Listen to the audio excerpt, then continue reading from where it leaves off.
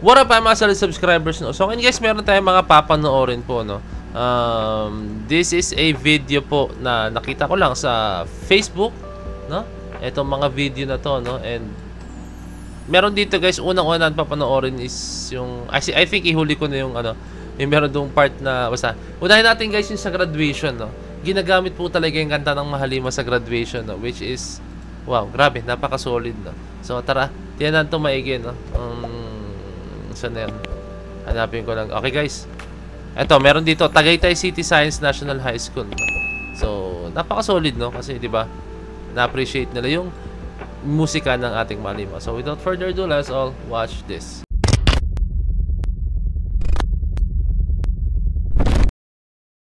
Okay? Lagay ko na lang po pala sa baba sa description kung kaninong video po ito, no? Yung pinapanood. Laki ako. I think lakihan ko. Maliit pala yung screen. Yan. I think nakikita niyo na po siya, no? Let's go.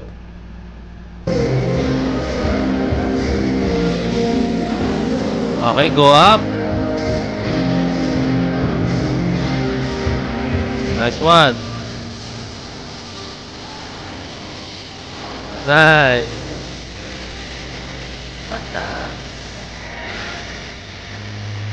Go up, literal lang go up kasi moving up, diba yung iba? So, go up. Puntuwa siguro yung mga acer dito. Yes, yung aming kanta. Nakakamiss go up? Come. We go!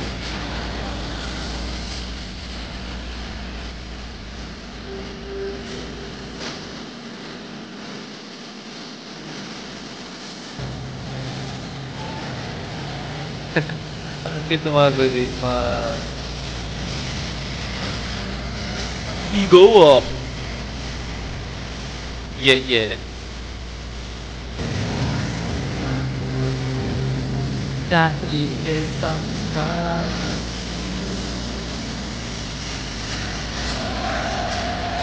Yeah. Ang cute. Go. Berat.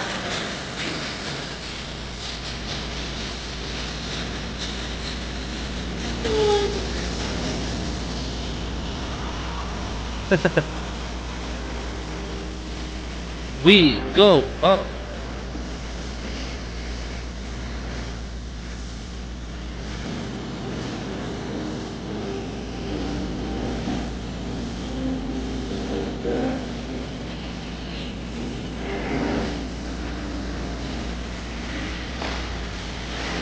Legendary steps.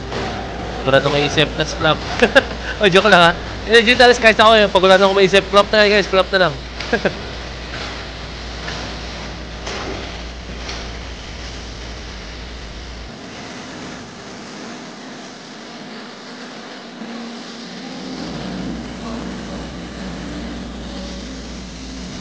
Kaibigan na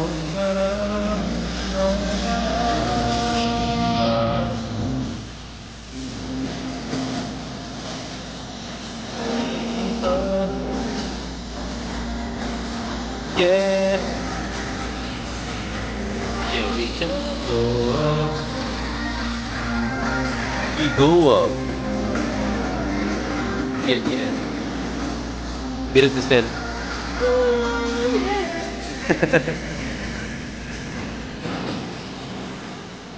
Nice. Galing.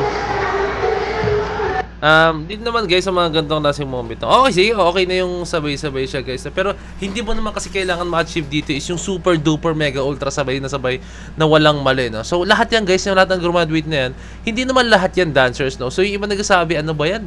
Hindi sabay-sabay. Kasi may mga nakikita akong ganun eh. Yung like sana in-effortan na, ganyan-ganyan, no? So yung mga students dyan guys is no choice lang, pero hindi talaga sila sumasayaw, no? So ang mahalaga naman dyan is makita yung movements, makita yung unity, no? So for me, okay yung ginawa nila dito, no? Talaga may nakita ako mga hindi sasabay-sabay, pero gusto lang yun. Hindi yun yung essence ng graduation. What's important is yung meaning po ng kanta, yung meaning po ng unity nila, no? And doon may kita guys talaga na yung kanta nila ginamit, yung moving up tuloy. Yung go up, no? Talagang binigay nila yung puso talaga nila, no? And binigyan nila yung puso nila, kaya sila nakaangat, no? Kaya sila nag-level up po talaga, no? So, okay. Next natin is, Dam as graduation song, no? Tingnan to. Okay. Andito tayo sa next video po natin. Ay, nawala yung video. Mali. Hindi muna ito. Wait lang. Yan. Dito muna tayo. Mamaya tayo dun sa part na yun. Okay, let's go. Yee! May sequence, oh. Wow! Sinadya yan o hindi?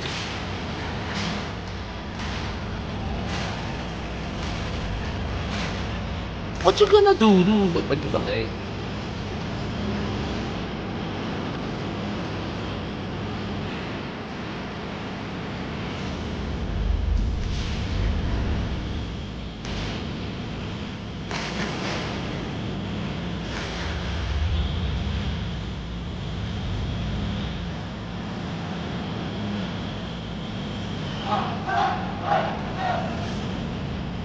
Sa ating mga mata.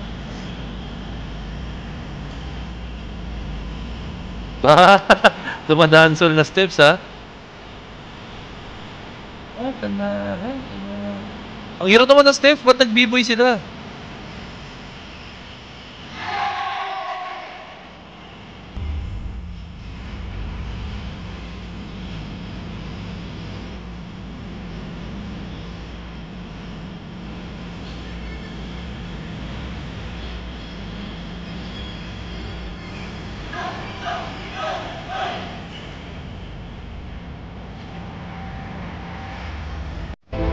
Okay, I think that's it. So, yun guys, ginamit naman na rito yung dam na. So, for me naman, good siya. Wala naman masama since alam naman natin yung message na binigay nung dam talaga. No? Like, merong babasag sa kanilang kaharian. No? So, ito yung isang video guys na.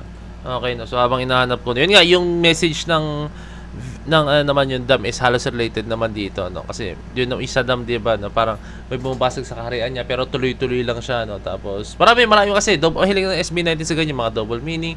Kailangan ka mag-isip talaga kung ano ibig sabihin ng kanilang kanta, no? So for me, ang solid ng ginamit nila dito yung dam, no?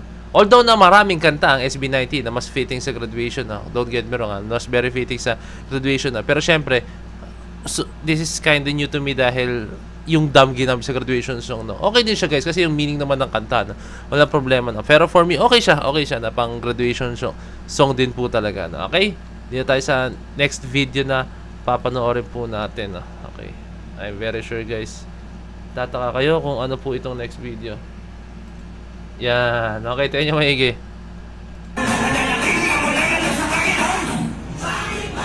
Pwede pa puluhan yung mga shit. Si Jay tumatawa. Mas magulo pa yung camera shit. Sir, anong comment? Sir, anong comment mo? Wala na. Smooth kasi parang baka mas... Wala ka ng comment. Mas natural na... Wala ka ng comment. Wala na, okay na. So, marami nangyayari sa video na to guys. Iisa-isahin natin, no? Unang-una sa lahat, yan. Sila, yung mga nandito, yung mga, yan. Si Stella, nagbibiro lang yan, pero natitrip lang siya dati. Pero, hands-on din yan, pero natitrip lang siya. So, I think, para to enlighten up the mood, no?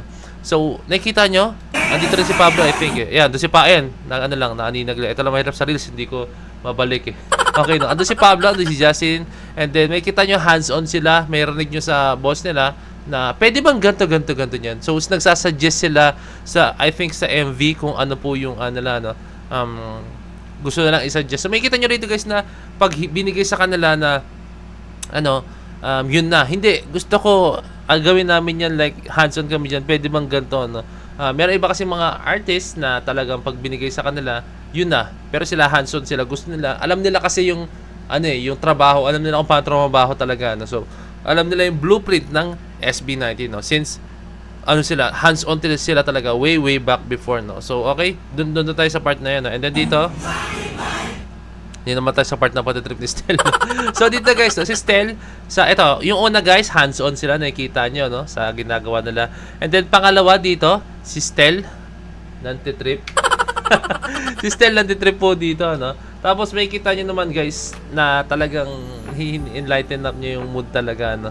Tapos, ayun lang, still being still lang po talaga. So wala nang masama dyan, no? Since sila lang yan. Ang masama lang yan, guys, is yung kunyari hindi mo close si Josh, tapos binibiro-biro mo siya, no? Parang ang off nun, ang awkward nun, di ba? No? Pero since alam natin, si Stel, kaibigan niya yan, close friend niya yan, parang brother na rin yan po talaga yan, as in kapatid na rin po talaga ang turingan nila, no? Goods lang yan, kasi magkakaibigan, ano naman sila, super duper close sila, no? As in 100% na. Pero imagine niyo, meron kayo, di ba nakakainis, guys? Pag kayo may nagbibiro sa inyo pero hindi nyo ka-close, nakakainis na. Pero pag ka-close nyo, wala, magbabasagan kayo. Yung magre-rebat ka pa nga. Dati pa nga sa point na asarin mo rin siya, no? So, ayan, yung pangalawa nakita ko rito. Pangatlo nakita ko rito, hindi, ayan, si Sir J. Isa rin, tumatawa rin si Sir J. Tuwan-tuwa rin sa kakulitan ni... Sir, pangatlong napansin ko sa video na to is, si Josh tulog. Hindi ko... hindi ko sasabing yun na yun, ha? Hindi. Guys, Josh is a very hardworking person way back before, no? Say yung days pa man nila, no? Alam ko na po yung struggles niya. Pagkakatanda ko, sabi sa akin ni Stel and then ni Jello na si Josh is call center, nagtatrabaho siya sa call center, no? Before, tapos at the same time is habang nagtatrabaho siya, pag yung after na training nila, rekta siya trabaho, no?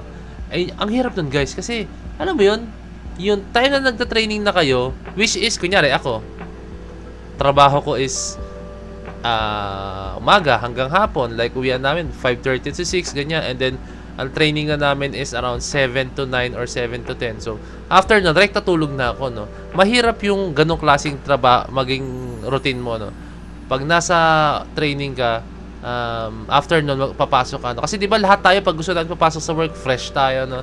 Pero siya, as in pagod, diba? Parang nakaka-drain yun, diba? Unlike sa atin naman na pagkatapos magtrabaho is, yun, trabaho, mag-training, matulog na tayo, pahinga na tayo, no?